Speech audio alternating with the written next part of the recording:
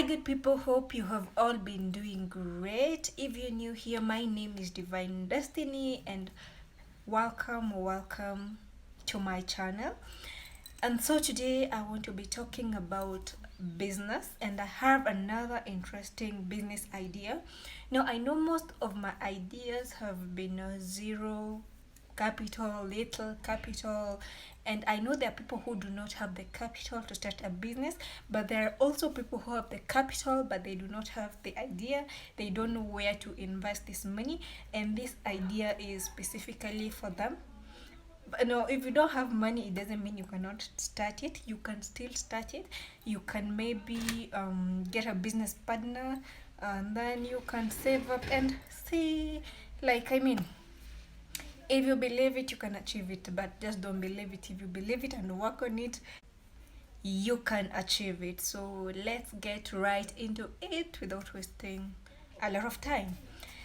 So today's business idea, I want to be talking about two business ideas. One will be, okay, let me talk about the first one, then I'll get to the second one. So the first one is getting a place in the CBD where people can leave their stuff if they're going to do a lot of shopping, because you'll be helping them a lot, and you don't have to charge a lot. You can charge maybe 100 bob per person, depending on how you feel, how you want. Just charge a fair price, and trust me, you'll get customers. And this is something not most people do, because personally I've looked for a place I can store my stuff so I can loiter without having all this luggage, but I have not found a place yet. So I don't know, guys, but no, the reason I'm saying this is quite expensive is because renting a place in the CBD is not cheap. You need to have some good amount of cash, but you can still partner with someone. If you have friends you cannot partner with, then I think you should format your phone book. Anyway, but seriously, you can partner with someone, give them the idea, and then you guys can start together. I have also seen people leave their goods with a stranger. Someone might go to a shop, buy something, and then they're like, "Would you please keep this for me? I'll come back and get it." You see, the problem with this is you don't know this person, and this person might decide to say that they don't know you, you did not leave that back there, and that's very risky. But we just choose to trust people. But now you see, if they had a place that is specifically for storing goods, so they can sue you in case you say you don't have their goods, because once they leave their goods there, you give them something that they can come back and pick with.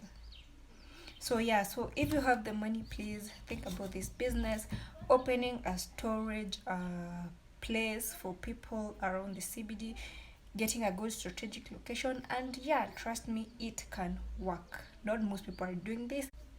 The only challenging thing with this is that it is a bit pricey, but I'm sure there are people with the money, they just don't know how to invest it. So this is for you.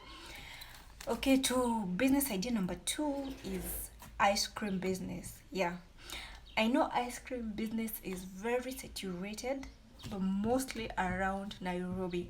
I know the problem with people is this, they try to look for businesses they can start in Nairobi, forgetting that there are people around remote areas. Now, if we forget this, you see, people in remote areas are also people who need these things. And ice cream business is not there in remote areas. I have been there, I have lived there for some time, and it is not there. The only places you get ice cream are supermarkets, which are sold at quite a high price. I don't know why, but it's because they are not there. So for this business idea, I'm specifically talking about rural areas, especially those that are very hot, like the eastern side. You see, these kids rarely say ice cream or ice, leave alone ice cream, ice. You remember when we were kids, and then we will get out of school and we will rush to buy those ice. By then there was what, like 1 bob, 2 bob, and we love them so much. And the people in the rural areas, imagine they don't get these things, and they are there. There are a lot of children there. You can be targeting schools. I know right now schools have been closed, but it doesn't mean they will be closed forever. At some point they will be open. You can target churches, so you can be going with that thing. because I know there are some churches where the people do this. People who sell ice cream do this. They go outside a church like Sitamgong. Every Sunday there are people outside Sitam who sell ice popsicles, and kids buy them a lot. I'm telling you, a lot.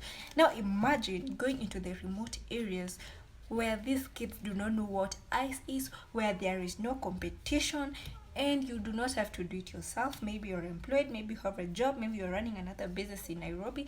You can employ someone to oversee that business in the remote areas. Now imagine targeting schools. So the person you employ goes carrying that ice cooler outside a school when the end when the when school is almost okay when oh my goodness, when children are almost going home. So now the person goes, stands at the gate and targets kids. So when kids are coming out of school, they buy, and you sell like maybe 10 bob, 10 bob, 10 bob. Then on Sundays you target churches. You go outside a church and sell to kids there. And maybe you're asking how much it might cost you to start an ice popsicle business. It's not that expensive, by the way, because what you need is a freezer or a fridge. And I know some of us already have it. Some of us already have a freezer and a fridge, and you can get one between 25,000 to 40,000. But for a start, of course, you go for the cheaper one because you're trying to test the market. Every time you start a business, try to look for the cheapest thing that gives you service, and then as you grow, you upgrade. And then you will need popsicle bags, like you see these papers where you can put the juice. And a cheaper way for making these popsicles is buying juice. There are different flavors: mango, pineapple, apple. Yeah, so you can make the popsicles from these juices that we dilute, and you can get different flavors because kids will love different flavors, because soda is a bit pricey. And if you have the money, you can still opt for fruit juices, like blending your own fruits and then putting it in these papers and putting it in the freezer, and then you're good to go. And then another thing you'll need is employing someone in the rural areas, and there are a lot of people there who are jobless. So if you pay this person maybe per commission, if you sell me such an amount of ice popsicles in a day, I will pay you such an amount of money. And then the reason why you're going around schools and churches is because you want to let people know that you're here, your business is here. Now, once you build a client base, you can now open a specific location and let them know that I'm located in such and such a place, so you guys can find me there. And then now, once you're done with a certain city, you see business is doing well, you move to the next city. So for example, if you know along Mombasa Road, there are a lot of different cities. There is Salama, Emali, Makindo, Mtito. So you can start from Salama. Once you build a client base in Salama, you move to Makindo, you move to Emali, then Makindo, and then Mtito. Then you keep going. Imagine you're building yourself, because honestly, these kids do not say ice. They see it in Nairobi and they rarely come to Nairobi. So guys, let's take these things to them. Not a lot of people again are doing this, so you have a high chance of succeeding in this business. And anyway, guys, by the way, I hope this has really been helpful. If you have any questions, if you want me to expand on this video on where you can get the freezers, the ice coolers, the popsicle bags, or the sticks, just comment down below and I'll give you a detailed video of where you can get such stuff. But just a hint, you can check out Ice World Kenya. They sell all these things at a very fair price. You can also check Jumia. Jumia has a lot of stuff at a very fair price. Okay, so guys, I hope this has really been educative and you're going to start it. You're going to get out of your comfort zone and you're going to start one of these businesses. Anyway, guys, thank you so much for watching. And before I leave, I want to leave you with one business tip. Whenever you share your products, your services, please try to put the cost of whatever it is you're selling. Psychology says that people are most likely to get attracted to something that they can't see a price.